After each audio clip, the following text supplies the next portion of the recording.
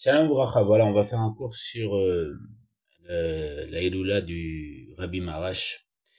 C'est le quatrième Rabbi de l'année de Chabad. Son slogan, c'est Lechatrila Riber, c'est-à-dire que le monde dit que quand il y a un obstacle, on passe en dessous, mais si on n'arrive pas, on passe au-dessus.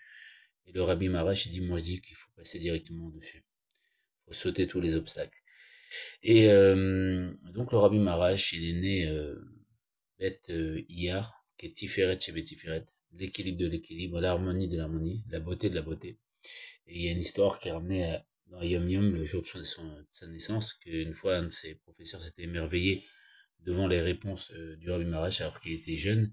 Et le Tzemar Sadet lui dit quoi d'exceptionnel que Tiferet chez Tiferet répond correctement. Donc il représentait le Netzar, la force de victoire du peuple juif. Il s'appelait Shmuel. Il a vécu le même âge que le prophète Shmuel. Donc on dit que c'est une réincarnation du prophète Shmuel. Il dévoilait le Netzar, la force de victoire du peuple juif, la force du peuple juif.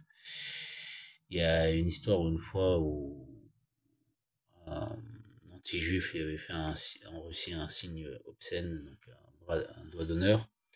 Et le Rabbi Marash l'a fixé profondément. Et ce non-juif est resté bloqué avec son doigt comme ça. Il est mort dans d'affreuses souffrances. Il avait une canne en or, des chaussures en or. Mais quand il marchait sur le sol, c'était en Russie, sur la neige, on voyait des traces de sang. Parce qu'il n'avait pas de semelle.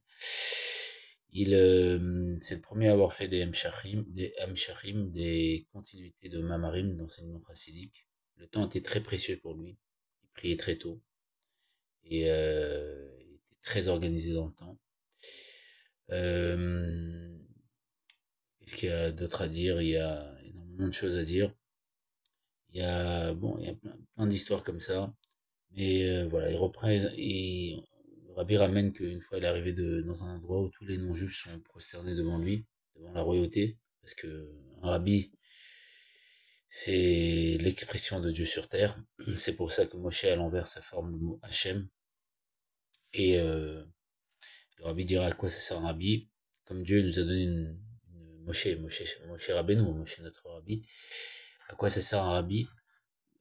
C'est aussi les rochers de Roche d'Israël, la tête du peuple juif. Comme dira Moshe, c'est une tête en poids de 600 000 pieds. Et que la tête, c'est celle qui dirige tout le corps. Et il dira, comme on a une ordonnance de Dieu de lui ressembler, qu'on sait pas c'est quoi Dieu, ben, il a mis un être qui, à travers son expression, en se comportant comme lui, on fait l'ordonnance de Dieu de ressembler à Dieu. Parce qu'il est l'expression de Dieu, et c'est pour ça que les Havot les Avraham, Israël et Jacob sont qualifiés de Markava, de véhicule. C'est quoi un véhicule? Il n'a pas de volonté propre. C'est-à-dire qu'il est complètement dirigé par Dieu. On dira que le Magui de Mezrich, une fois, il a mis la main derrière le dos, et il est resté bloqué. On lui a dit, mais Rabbi, pourquoi vous bougez pas la main? Il a dit, j'ai pas trouvé de raison, selon la Chita Shelut selon l'enchaînement de monde, de bouger mon bras. Chaque mouvement d'un tzaddik, c'est vraiment l'expression de Dieu sur terre. Et dévoiler cette force, ce Netzar du peuple juif, là. Et, euh, et voilà, donc après, grosso modo, je vous ai synthétisé voilà, les grandes lignes, mais voilà, l'idée c'est de sauter. C'est même pour ça que Netzar, il représente un Netzar, c'est valeur numérique Pessar. Pessar, c'est sauter, c'est le saut, c'est le diloug.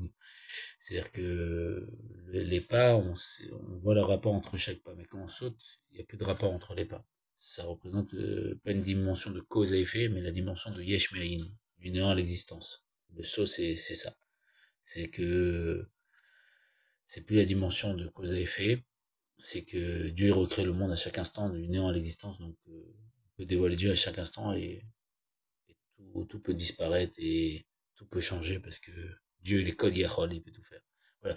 Yechia Malher Bracha Vasacha, on se retrouve au troisième état Midash Miyan, Mamash Amen Vamen Ken Yechi Ratzon pour fêter son anniversaire, sa date de voilement et le revoir et puis se faire Formangen avec lui, avec la grâce de Dieu et tout ce qu'on veut matériellement, spirituellement, qu'on soit riche, heureux, que des bonnes choses et qu'on soit au troisième état Midash.